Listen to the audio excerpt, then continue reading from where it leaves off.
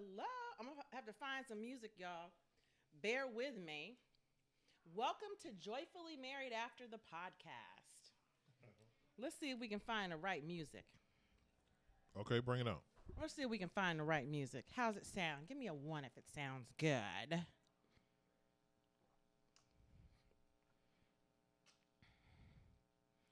Where are my sounds? Uh-oh. Check. Where your sounds, baby? I'm finding them. Well, let's just do this. We'll start with that. We're on camera. You can tell this is a new production, can't you? There we go. You look But so the different. countdown- You look the so different in the countdown other didn't start. shot. Did the countdown start? I never saw a countdown. Oh, Lord. I don't know what I did with the countdown, y'all. We got about 10 minutes. I'm going to finish my dinner, and he's going to talk to you. I am.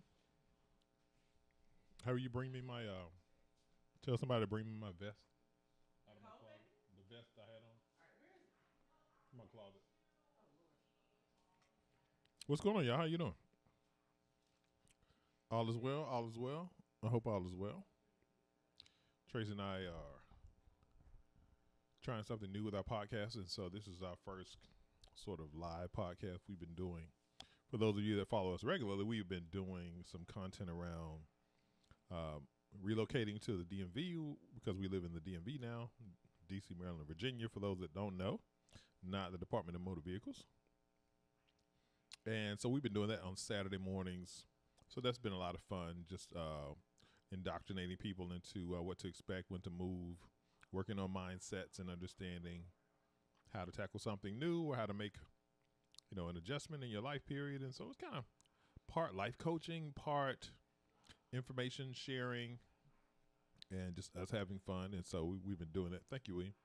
So we've been doing that on the weekend and on Saturday. And then during the course of that, sometimes I start talking about, what I do during the daytime, right? My 9 to 5. I started working for AWS. That's Amazon Web Services, in case you didn't know. And my thoughts here are my own, by the way. So I started talking to people about tech. I've been in tech about 12, 13 years now. I forget how long. And so in doing that, you look up and you realize, hey, you know a lot of people. You have a lot of connections in tech, and not only that, you have a lot of know-how in terms of like how to go from one job to another job, how to increase your income. And since I haven't always worked for AWS, how to go from one company to another company, how to, what you Wait, we're should talking about expect. Joyfully Married After. What are we talking about here? See y'all, I leave for a minute and you see what happens. I'm getting to that, baby. No, we talking about Joyfully Married After tonight, baby. I'm getting to that. That's tomorrow night. And so this show that we're doing now, this evening, is Joyfully Married After, which is our original show, right? Our podcast that we have that you can find on your favorite audio platform. So Joyfully Married After. You can literally find it everywhere. Yep. You can say, Alexa, play Joyfully Married After. You sure can. You can go to Spotify or anywhere you want. Anywhere you want. It's there. And so that's sort of our original show. And so what we're doing now is we're integrating this live motion with our podcast and trying that out. And we think that that could be cool for our audience. So see how we do it. See Yeah. how the sausage is made. wow. Is that not a good term? That's the SSW. That was from our What is SSW, babe? That's what we used to call our process, our mechanism back in the day when I used to work for Marriott. Mm-hmm. And it was named for the Sheboygan Sausage Works. It's in Sheboygan, Wisconsin. Okay. And they were adopters of total quality management, which essentially is a way to sort of track and measure how you do things to find that constant improvement or that Kaizen, as we say, right? A little bit of an improvement every day. Okay. And so the first time that I was exposed to that concept was when I worked for Marriott many decades ago. And so we actually modeled what we were doing in our hotel after what they were doing at the SSW. Okay. So what we're going to talk about tonight, Joyfully Married After, we're starting season 3. And what we decided to do this year was talk about everything, talk about it live. Mm-hmm. And what you're going to do is you're going to watch us record our podcast. And then afterwards, we actually get to talk to you about it. Right. I thought this would be a little different. It would give us a different flavor. Tonight, we're talking about when you need to go to therapy. Yeah. I think with the past year and the panorama, well, actually almost 2 years now. Yep. It's coming up on 2 years. There are a lot of things that are happening in our relationships that we are either used to or we're overlooking, and we're like, I think we need a little help. Yeah. You're just kind of letting stuff go. You're going through the motions. You have these things that are needling at you, and people perceive, therapy or getting some professional counseling as, oh, that's only something that you do like when you're about to get divorced. Right. Or that's something you only do when, somebody was cheating or whatever your perception is. And one of the articles that we found doing our research actually had some tremendous points and lots of pros around being proactive with therapy, which I thought was really cool. And as someone who's gone through couples therapy, I'm gonna try some music, y'all. I think that I think that is a fantastic idea for our audience. That hey, if you've been married for a while, if you're in a relationship, if you're in a marriage, and you are all about the improvement of it, you're all about it being a joyful union. I think that therapy makes a ton of sense. Yeah. For you. And so I think there's some really cool data points that we'll kind of walk through during the course of this conversation that I hope will resonate with a lot of the audience listening. I like it. Looks like we got about 3 minutes left. Okay. And we're going to get right into it. Okay. Go ahead and put the comments in, any questions that you have. We're not going to answer them right away. We're going to start our broadcast. And we're going to go ahead and record our podcast. And then afterwards, we're going to jump into the discussion. I like the music, baby. You like the music? So I can save this one? That's a good vibe. Okay, cool. It's like you're on your little date night. You walk into the jazz theater, into the got a little ensemble on stage. Right? Okay, they're looking all cool, right? They're bringing some swag, some flavor to right. There's a whole vibe. You can see how our lighting is a little lower this evening. A little lower this evening, guys. Than what we typically would do on, a Saturday morning or something. Yeah. Adding to the vibes out here, since we're talking about relationships. Gotta talk about these relationships out here. They're so marriages, important. these unions, these legacy building folks, these folks trying to find their life partner. Gotta help the people. I mean, we're here to help. We're going to share a little bit. I think we're fairly transparent when we talk about our marriage. We're very helpful people, too. I like to be helpful. We want to help the people. We want to help the people. So we are here for you. Ask us anything on this edition of Joyfully Married After. And we'll be here every Monday. It's Monday. I've been off for a few days. It's Marriage Monday. I didn't really realize that it was, I have to change it so that loops more. It's Marriage Monday. It is Marriage Monday. It's a good Monday to be married. It's a good Monday to be married.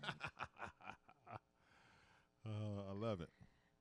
Let's see now. Add to see. Tracy and I have been married for 31 years. Wow, is it 31 years back? 31 years and 5 months.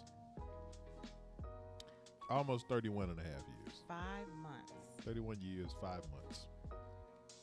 We got married in June. Yeah, we did. In June of 1990. Ooh, that was... back in the day. I felt like my life was flashing before my eyes, y'all. It was like that scene from the movie that makes me cry. What's the name of that movie? Armageddon. Armageddon. Like at the end of Armageddon, when he pushes the button Harry Stamper. He pushes the button. It does. That one does make you cry. That one does make you cry. He sees like his whole life flash before his daughter and rearing her and all of the things. Yes, it did. It felt like that for me. I was like, okay, what's going on here? So 5, 4, 3, 2, 1. Here we go. What's going on, guys? Welcome to Joyfully Married After with Heath and Tracy, where we are here every Monday night at New 8 show p.m. on Heath and Tracy TV. 8 p.m. EST, discussing relationships, marriage, and your money mindset. Yes, and you can ask us anything. Hey, what should they do if they have a question, love? Type it in the comments below. Okay. We will answer your question while we're live here on the show. If you're looking for a positive talk on relationships, on marriage. Hey, keep watching. Hit the subscribe button. Hit that like button. Please. Today we're discussing 7 reasons you may need therapy. 7. You may need therapy. You know, they said the Lord work in 3s and 7s. I like that 7. If this is your first time here, my name is Heath. And I'm Tracy. Tracy and I are parents, podcasters, and joyfully married for 31 years. 31 years, y'all. 31 years. Hey, if you want a positive outlook and upbeat vibe in your Monday night, or you want to talk about marriage and relationships, Tracy and I have ideas we want to share with you, tell you how to keep the fire going. Or how we've done it. How we keep the fire going. Maybe you can We pull keep it some, lit, y'all. We keep that fire lit. If you want to be lit with us. Yeah. We like the fire lit. Yeah. I let him know, trust and believe, and he lets me know. What's going on? What's going on? Got to keep it lit. Got to keep it lit. You know how you got to put another log on the fire. The fire get kind of low. Okay. Let me stoke it. Let me stoke the fire. Give me my tools. Got to pay attention to it, y'all. We're trying to bring you some tools here. Yep, trying to bring you some tools. And if you're new here to the show, if you're new here to Heath and Tracy TV, definitely type new you down in the comments. We'd love to meet you. Yeah, we want to chop it up with you after the show. So make sure you do that. And listen in while we record our podcast, Joyfully Married After. You can listen to Joyfully Married After anywhere you listen to podcasts, or you can just say, Alexa, play Joyfully Married After. Boom. There you go. So let's get into it. When is a good time to seek therapy, Queen Tracy? Try that again, baby. What did I do wrong? I just need you to answer the question. You forgot the format already? When is a good time to seek therapy? No, like we do our podcast. Okay. You ready? I say I have to get him. He has to get his mind right, y'all. He has to get his mind right. Okay, here we ready? go. Take 3. What's going on, guys? Welcome to No.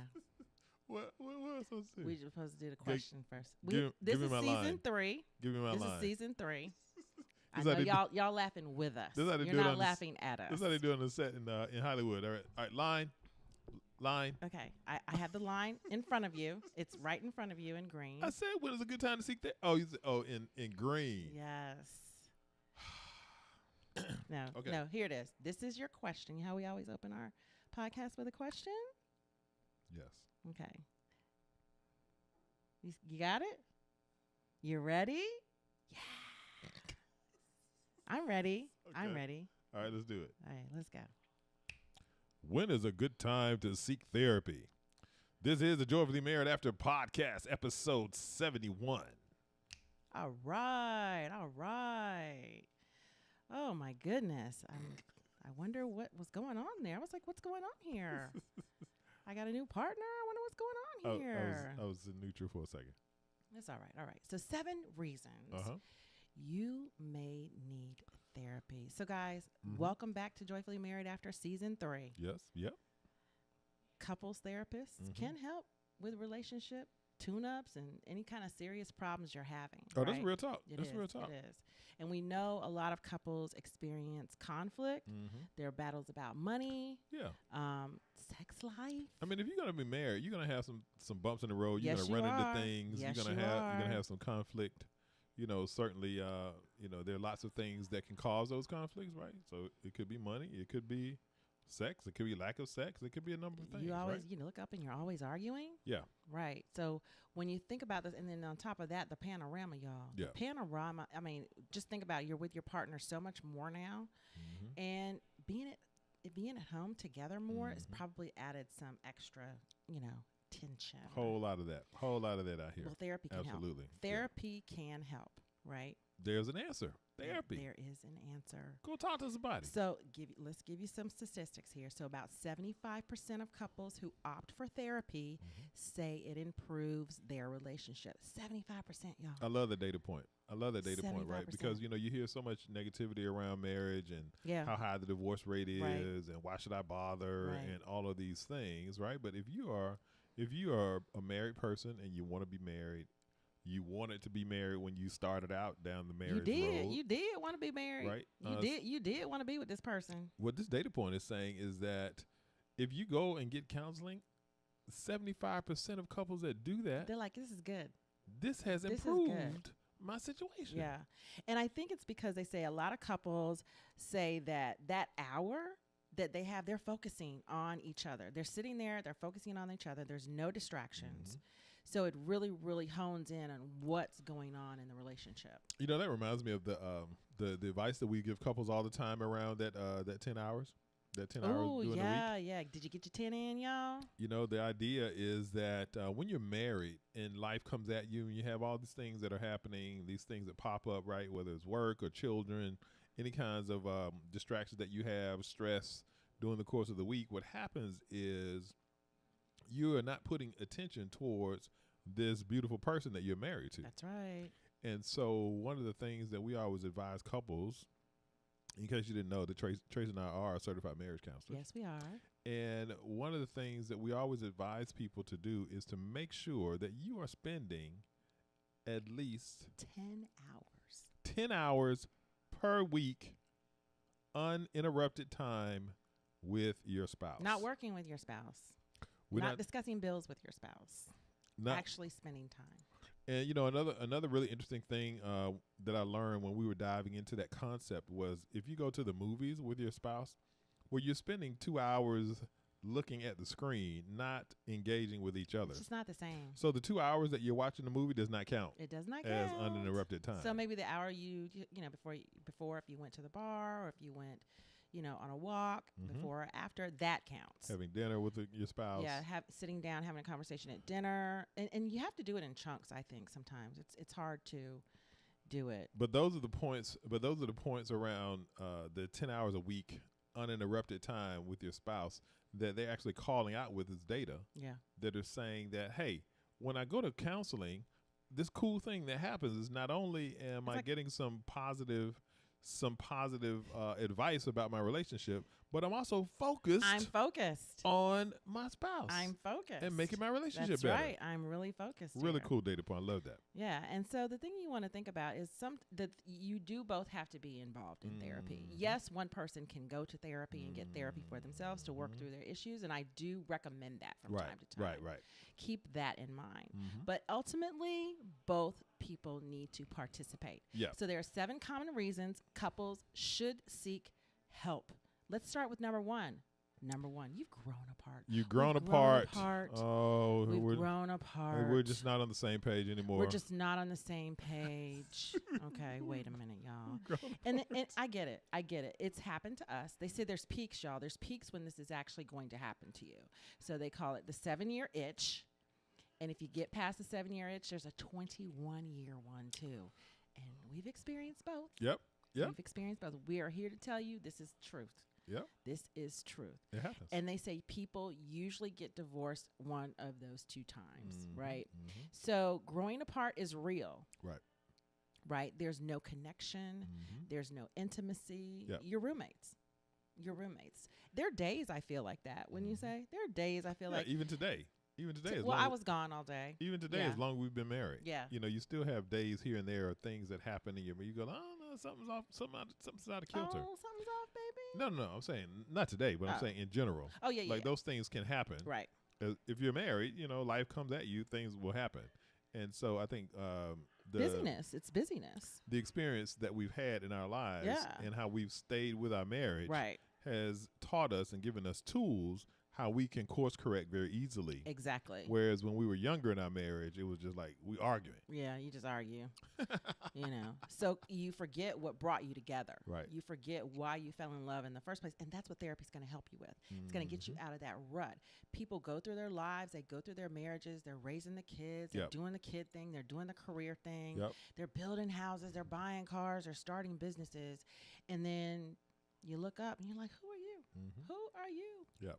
This person I'm building life with, that's who you are. So you go to therapy because you've built a narrative with that person already. If you decide to split from that person, you got to start all over with somebody else. Boom, boom, the boom. Memories, the good, the bad, the things that you've built, all that's gone. It's literally gone. And now you're out here by yourself in your kayak. Right.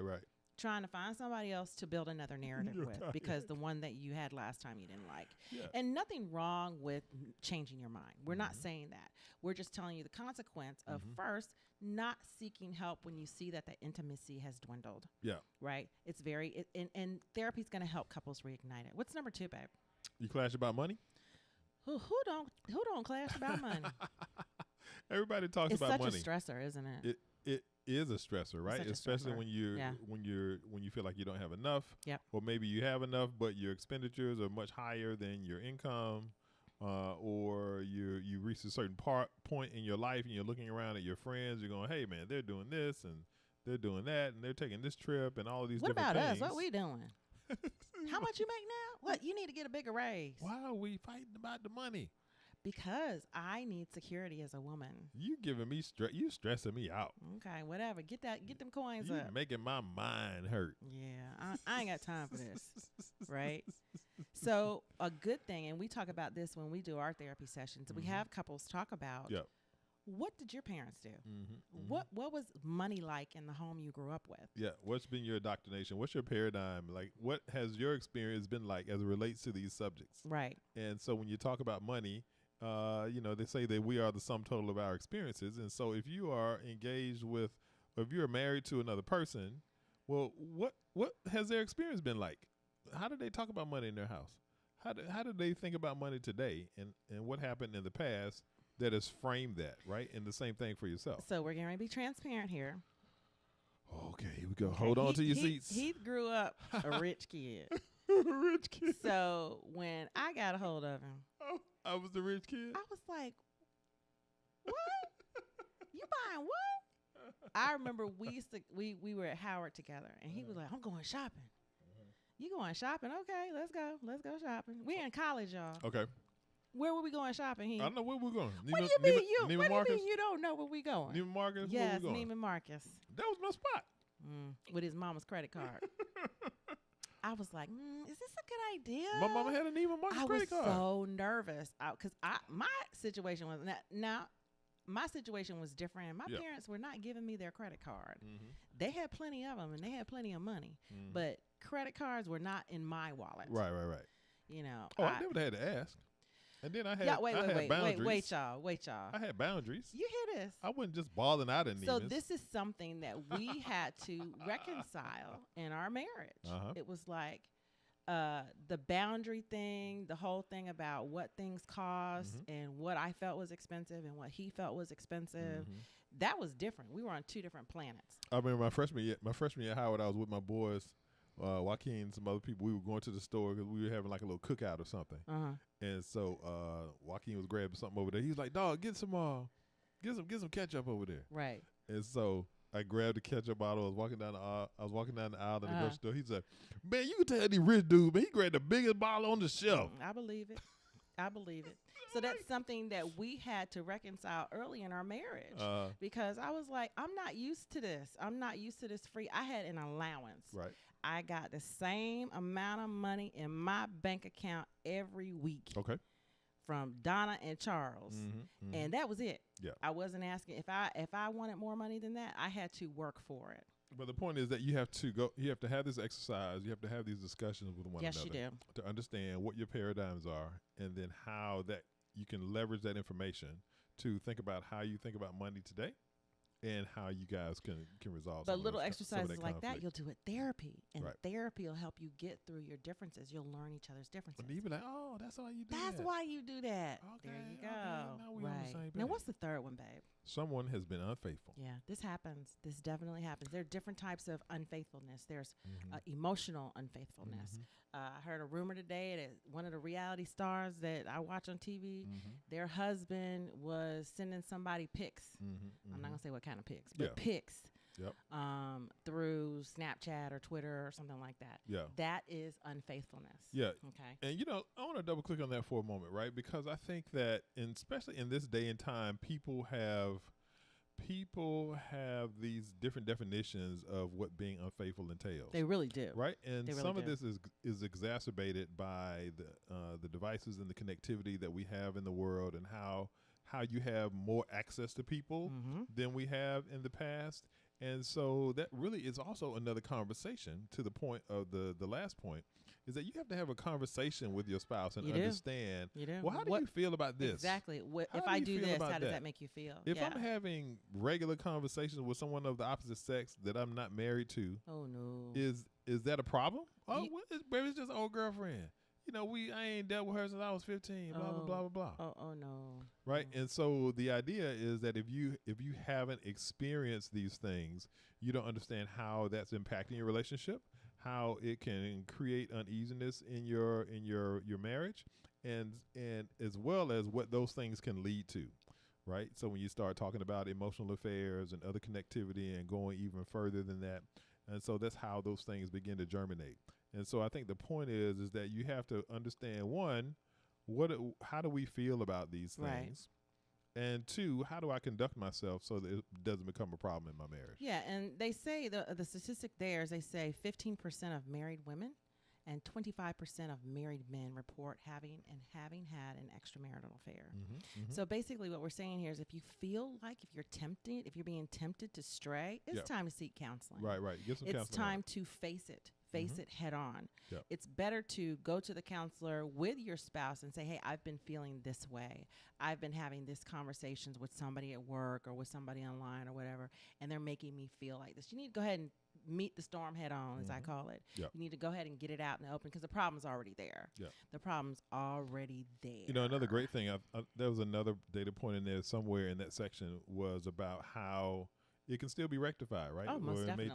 it may tie back to the first data point that we made about 75% of couples, once they go to therapy, actually find that it improves their marriage. Yeah, and we are proof of that. We've had infidelity in our marriage, and here we are, 31 years later, happily bliss. It's all good in the hood. Joyfully married after. Joyfully married after, y'all. We put the after because it's after some stuff. After everything you've After been through. everything you've been through, right?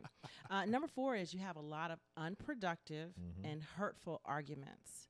This is a tough one because I think people get really emotional about how they're feeling about things. Mhm. And they don't know how to, when you tell your little toddlers, use your words, use Mhm. your words. And we end up using the most hurtful words because the person closest to you, a lot about them. You know how to trigger those things. You know how to say things. You know how to say it. And this is Mhm. something early on in our marriage I had to figure out. Mhm. I'm direct. Mhm. I'm curt.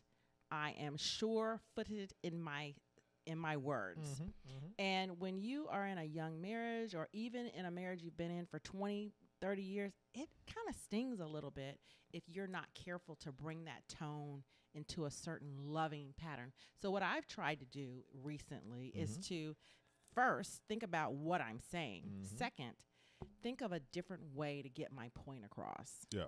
Yeah. Right? I mean, you think about that, right? Tracy and I have been married for 31 years, and we're still sharing things with you that we work on even today, Right. right? And so we don't have, it's not perfection here. Nope. And sometimes we say things that are hurtful or that come out the wrong way. But you have to make sure that you're taking inventory of that you're limiting those things, that you're apologizing when those Right. things happen, that you do some self-reflection and continue to improve upon yourself and these kinds of things, because it's so important, right? our friend always says, do you want to be right or do you want to be married? Yeah, my girlfriend. She said, "Do you want to be right or do you want to be married?" She said she say that every now and then. You know. And that's really powerful when you talk about these arguments and just arguing about nothing, or you're trying to make a point about something that's small or insignificant, but you're gonna stand on that argument and keep going, and the next thing you know, you created some ill will with your spouse for what? For nothing. Yeah, therapy's going to help you use the proper words, use the proper tone. You always. Or why did you do that? You don't never. Ugh. So you need to stay away from always and never. Yeah. We're going to tell you that right now. Absolutely. And stay away from the past. Stay away from the past. It doesn't matter you in the past. Keep it recent. But therapy will help you with that too, with your arguments helping you to fight a little bit fair, right? What's something else that'll trigger you to think about going to therapy? You're going through a big transition. This is number 5.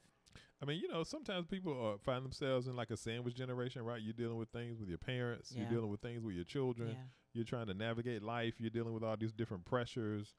Maybe new job, new business, new boss, new responsibilities at work, all kinds of stuff.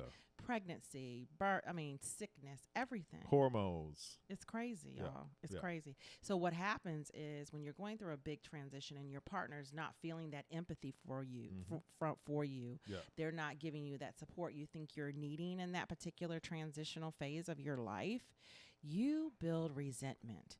You build resentment toward them, and you just keep going because you got to keep going. You don't want to stress on it, so you just keep going. And then at the end of it, you're like, I hate you.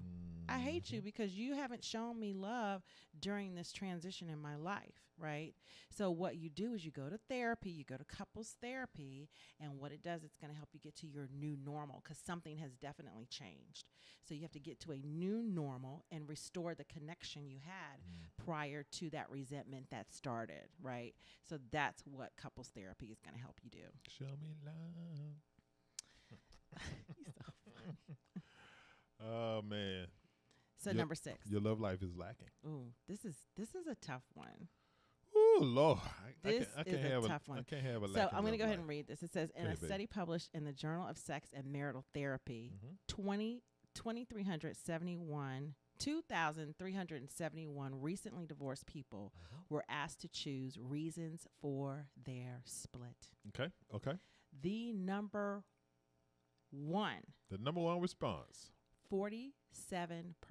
Okay. 47% of those 2,371 They said their reason people. was a lack of love or intimacy. The lackluster sex life, y'all, will kill your marriage. It will kill your marriage. Let me tell you something. As a married woman, go get you a glass of wine, girl. You got to work on it.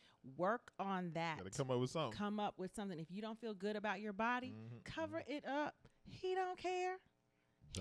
Don't care. Nope. Go find some cute little nightgowns or something like that. Get a glass of wine and put your lipstick on. And keep it moving. And what I found when I was going through that phase of my life, I had toddlers. I had 3 toddlers at one time. I worked a full-time job. And here he comes. Hey, baby. I'm like, hey, baby. Are you kidding me? Yeah, I'm serious. I had to figure it out. And I'm going to tell you, older women told me that. Older women. So I'm telling you. To my auntie and grandma now. All of them. They shared the same thing. Figure it out. Is that what they said? They said, you need to figure that out. That's all they had to say. You need to figure that. I'm tired is not an excuse. I'm tired is not an excuse. Yep. Work out more. Drink coffee. Have a glass of wine. Yep. I don't know what you need to do, but you need to figure it out. And then on the guy's side, there are issues too. Absolutely. Especially as gentlemen age. Absolutely. There are issues too. Yeah. Take care of that. You got performance issues. You got different things. Hey, you might tired. need to work out more. You tired. You got Your stress job from work. is more stressful because you're higher up. Hey, you might need to get a little. You might need to get a little prescription from the doctor. You might need to do whatever you need to do because the woman has physical needs just like you do. Yeah, and we actually reach our peak in our 40s and 50s. Yeah. So we're like 19-year-olds then. So it's a little different. It's a different vibe. And you've got to communicate it. Right. You've really got to communicate it. And if push comes to shove, get on a schedule. Just schedule it. And if the one don't know what the other one do, tell them. Open your mouth. this feels good when you do this. Yes. I like it when you do that. I want to do that again. No, not yet. Not yet. Slow down. Say all of that. Say all of that without being directive. Communicate in a loving way. Absolutely. But you might need therapy if it's lacking. You might need a little help there, right? Sometimes just talking about it will do it. But what you need to do is become more comfortable with whatever intimate aspects are lacking in your life. It's your spouse. It's your spouse. That's your person. Make it happen. Make it happen. Figure it out. Do you need to do it somewhere else? Do you need to travel? Do you need to flip upside down? I don't know. Whatever you need to do, you need to figure. I don't know. You need to figure it out because it's that important. Yep. It is that important. If you are not having physical intimacy, your marriage is suffering. It's part there of are marriage. so many sexless marriages out there. And that's not what this is about, guys. It's not good. It's not good. It needs to be focused on, and you need therapy. Yep. There you go. Number 7, you want to avoid divorce? Or you want to have a good divorce. That means you need to go to therapy. You know, this is a really interesting point, right? Because sometimes people, you have two people going into therapy and they have these different agendas. Right. And sometimes maybe you both have the same agenda, like, hey, this ain't gonna work, it's not gonna work. But you're holding on to the hurt, right? You're holding on to the past, right? And that's going to continue to create this toxicity that's going to permeate your lives moving forward. And so, what I loved about this particular point was that if the result of the therapy ends up in, okay, we're going to agree that we're going to separate, we're going to divorce. It enables you to have closure, to identify what the things were, like where were the things that fell off for us. And, even though we felt like we were past the point of reconciliation, at least you have some knowledge about what happened and how you engage in these things. Right. And so now these lives that have been intertwined for all of this time is going to make it better for you and better for your spouse. If there are children involved, better for them. And so if you have a more of an amicable split, that's going to enhance your life moving forward versus still being stuck on these challenges. Yeah, the thing about messy divorces is if a couple can process how did they get where they are or how did they get here, as people want to say, you get past blaming one another, right? Yep. You can move on to in a more adult way, a more loving way, especially if you have children, and just do less damage along the way. All right, guys. Thank you for joining us during that podcast. Good job, we're going to jump Tracy. into our questions now. Yeah, we don't like our first live podcast. And we just want to say thank you for being here with us. Appreciate the love. We appreciate the love. If you like what you heard, give us a thumbs up. That helps with the algorithm. Now, let's see if we got any questions. All right. Abraham Walker, welcome to the show. What's up, Abraham? Hello from the Walker family. We're working on our way through a book to help our marriage now. The 7 principles for making marriage work. John Gottman is amazing. No doubt. Anything you do with Gottman Institute is going to be golden. Yeah, we use Gottman a lot in our teachings. We use Gottman a lot in our teachings. We've been to courses for Gottman, and everything is What, babe? No, I was just saying it was blocking your face. Everything is really, really good with Gottman. Highly recommend. Love Gottman. Reading. Another book is His Needs, Her Needs. You can find that on our website if you go to HeathandTracy.com? Go to HeathandTracy.com. Okay. And then look at... What do they look at? Oh, click on our reading list. It's our reading list, and it's called Where Did We Get That? So you go to HeathandTracy.com. You go to Where Did We Get That? And that John Gottman, it's Harley book is in there. Harley. It's called His Needs, Her Needs. Yeah, that's a good one. That is an excellent book.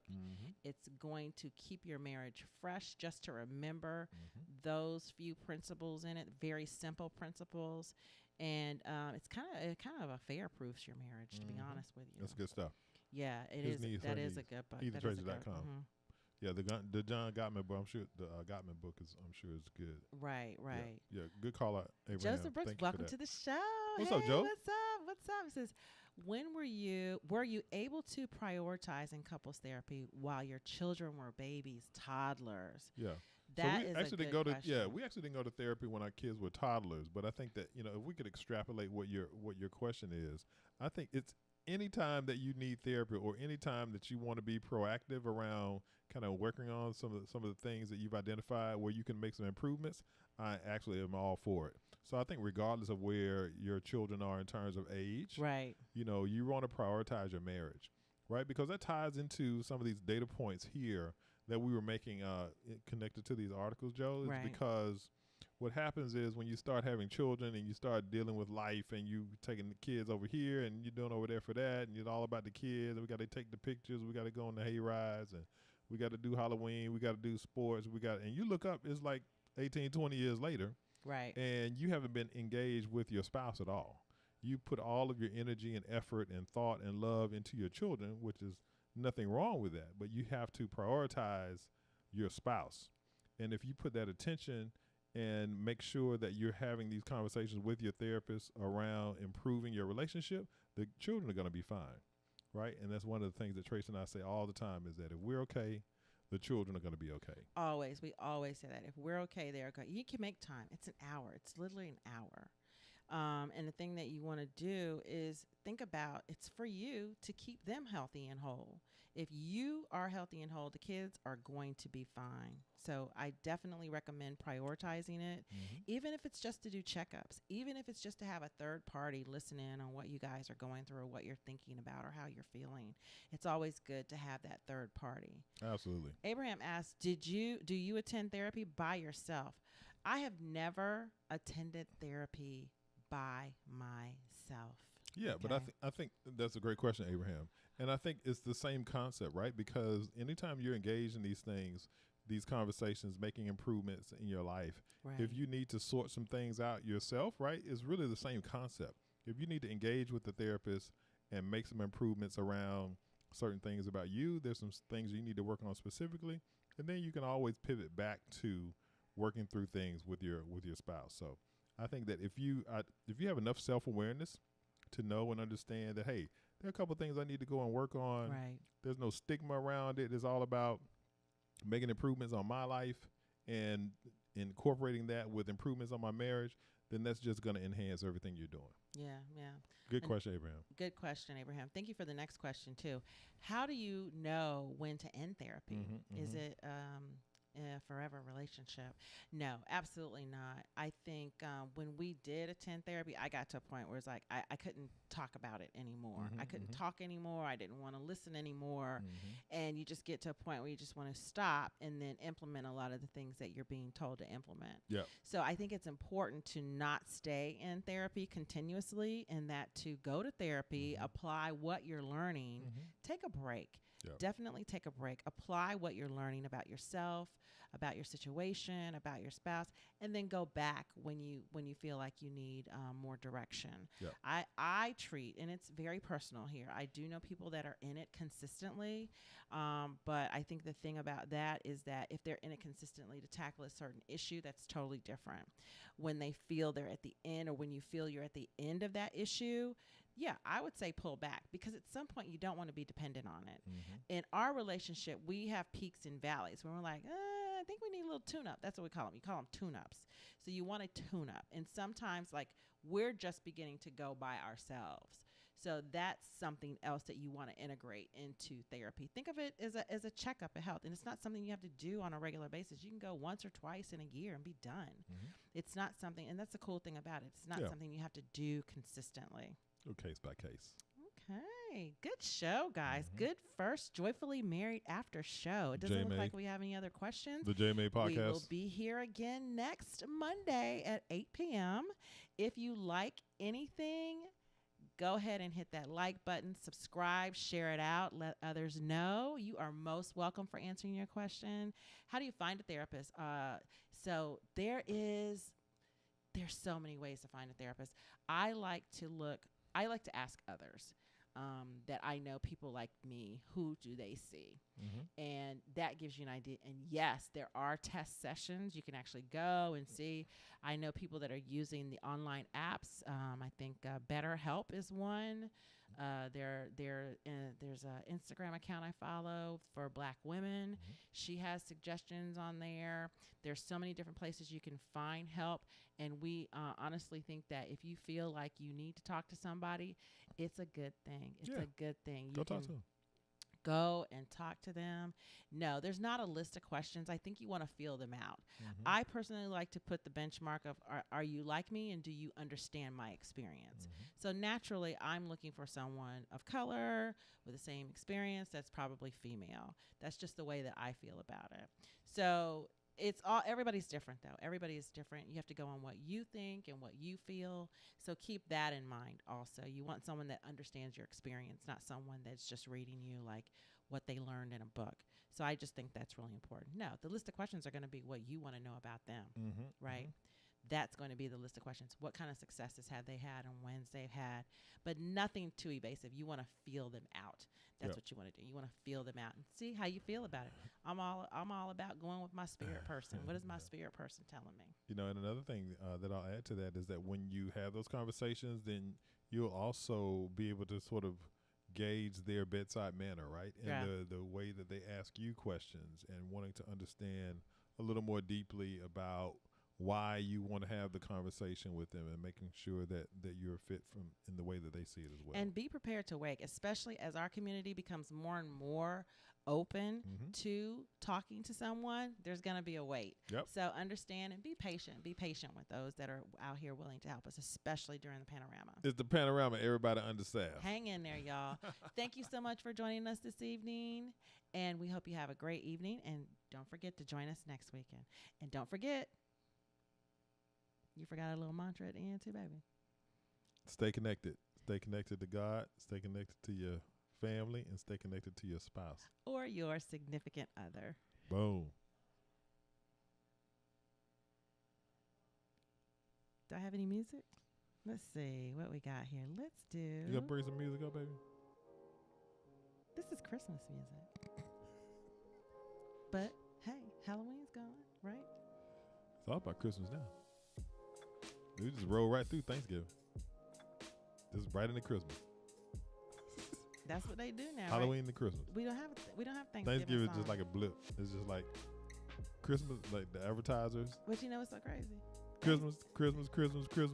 Then Thanksgiving comes, like, oh hey, get some turkey and watch football. Okay, now Christmas again. Thanks, We Abraham. appreciate you, Abraham. Yeah, it's like Thanksgiving is my favorite, but it's like boop, it's gone. Yep. It's weird, but I love Thanksgiving. I love getting the house ready and everything for Christmas. Yeah, you got to make sure you get that. Everybody cares about Thanksgiving. What are you talking about? Nobody cares about Thanksgiving. Thanksgiving is the bomb, man. That's the bomb. That All the tryptophan game is serious. football games. You got everybody in the house. You got the stuff going. You got everything flowing. I love Thanksgiving. Thanksgiving's the bomb. What you talking about? I don't know about you, Abraham. You ain't no Thanksgiving, man. How you hate on Thanksgiving is the bomb. But yeah, it's just, it is what it is. But okay, I Give feel thanks. you. I feel you. Give thanks every day. Yeah, I feel you. I feel you though. But whatever. I'm gonna play this Christmas music anyway. Is that Christmas music? It's Christmas music. Doesn't it's sound called- Christmassy though. It's called Christmas. Every It's called Christmas with Me. Christmas with me.